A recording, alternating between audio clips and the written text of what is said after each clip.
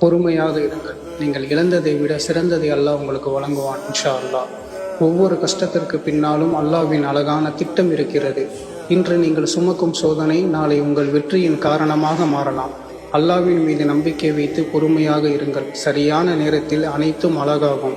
உங்கள் கண்ணீரை அல்லாஹ் பார்க்கிறான். உங்கள் துவாவை அல்லாஹ் கேட்கிறான். எதிலும் அவசரப்பட வேண்டாம். அல்லாஹ்வின் நேரம் எப்போதும் சிறந்தது. பொறுமை என்பது சும்மா இருப்பதல்ல, இந்த நிலைமை மாறும் என்று அல்லாஹ் மீது நம்பிக்கை வைத்து எதிர்பார்த்து காத்திருப்பதாகும். நீங்கள் அனுபவித்த சோதனையை விட பல மடங்கு சிறப்பான வாழ்க்கையை அல்லாஹ் உங்களுக்கு தருவான் இன்ஷா அல்லாஹ். உங்கள் இதயம் உடைந்தாலும் அல்லாஹ்வின் கருணை உங்களை விட்டு விலகாது. சபுர், பொறுமை கொண்டவர்களுக்கு அல்லாஹ் எதிர்பாராத வழிகளில் நன்மைகளை வழங்குவான். அல்லாஹ் போதுமானவன், அவனை சிறந்த பாதுகாவலன். ஹஸ்புன் அல்லாஹு வ நிஅமல் வக்கீல். இதை மற்றவர்களுக்கும் பகிருங்கள். இது சதக்கத்துல் ஜாரியா. மற்றவர்களும் நம்பிக்கையை காணட்டும்.